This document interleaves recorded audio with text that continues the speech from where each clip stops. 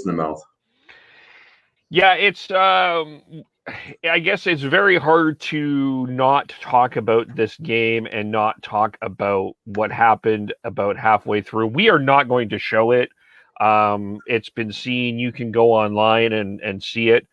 But the injury happened. John Tavares was taken out on a stretcher about midway through the first period.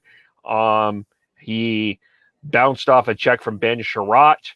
As he was falling, his head hit the knee of Corey Perry, and the uncomfortable part was that part of it, but the other uncomfortable part, Devin, was attempts to trying to get up. That was where my heart went to my stomach there.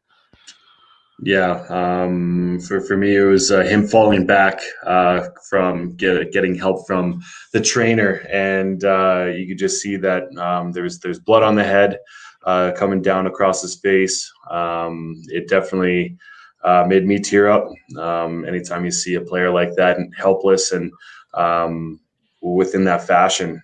It definitely leaves a bitter taste in your mouth, and I'll just obviously hope the best for Tavares and a speedy recovery with whatever that is. But you got to assume that he probably will not see him for the rest of the playoffs. Yeah, I mean, there was no update. The Montreal Canadiens did post a tweet, just saying that they hope that Tavares was okay. That I personally thought was a very classy gesture on their part. Mm-hmm. I guess now, and Devin, first of all, Devin and I, if you have any comments, of course, feel free to comment. We would love to hear your opinions in this. And I think Devin and I are going to, we had a debate privately, so I know that we're going to debate this. It's not that we dislike each other. We just do not see this the same way. And it's okay. I think it's actually great to have two different perspectives on this. And I think it allows everyone to think about this. But the next step about this is Corey Perry Corey Perry skates around. He gives Tavares a tap as he's leaving the ice. There was a nice thumb. And then moments later, Nick Foligno and Corey Perry fight. And I can understand where Nick Foligno is coming from. He doesn't have the benefit of us watching on wherever we were watching that, whether it be Sportsnet or NBC or whatever where we're watching that, or you're watching on the live stream with Hot Take Hockey, which you can do as well. But he didn't have the benefit of the replay, and I can understand why he wanted to, but I just didn't like the fight.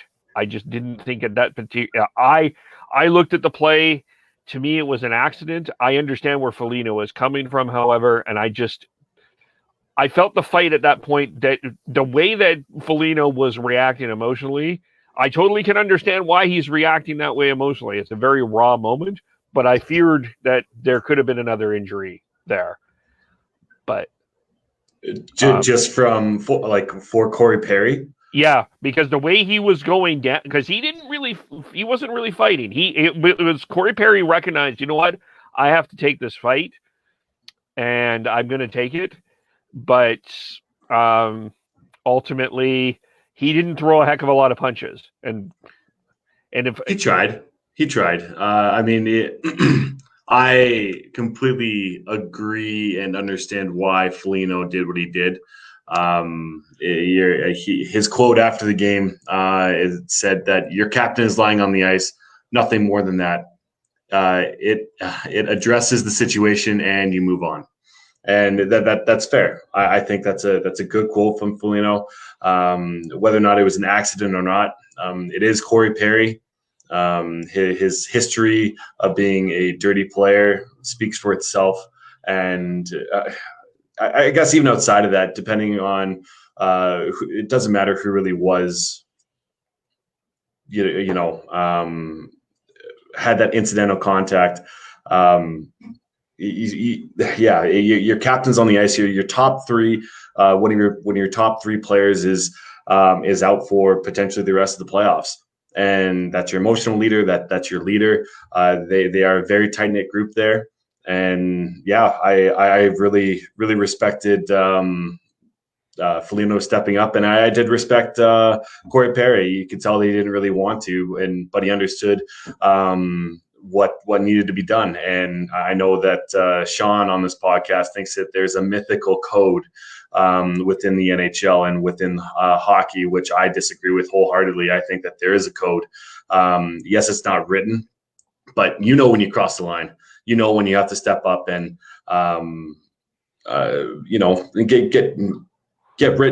get some sort of retribution. That the person needs to get some sort of retribution for what they've done, and I have no problem with it.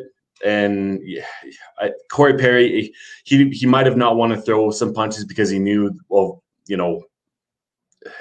he wasn't really quite into it, but he stepped up to it and he protected himself for the majority of it. So yeah, there's always a risk for injuries, but I think overall, both parties did what they need to do. So let's throw a different scenario in here, though. Let's say that the player is involved. It was a play that they were racing for the puck in the corner. It's an injury, another sort of injury, hurts his foot. It's like a hockey play. Does the person that does the injury still have to fight? It's all circumstantial. I understand what you're trying to get at. It really depends how dangerous. Some people are struggling with the mythical code, because it doesn't seem to me. It seems for some people, and that it really depends on circumstances. It does, absolutely. It is unwritten. It's not written in stone, but when something should happen. Go ahead. Sorry, I'm getting emotional. Let you talk. Tyler, we need you. Right. It is all circumstantial. How it happened. The fact that it was Corey Perry has, I believe, something to do with it as well. It's such an unfortunate play, but the reality is, once again, one of your top players is out. And within that fashion, within him being carried off on a stretcher, within his head was bleeding, for God's sakes. And yes, it was an accident once again, but if it was in a different way, like he broke his foot or something like that, depends how dirty the slew foot or how it.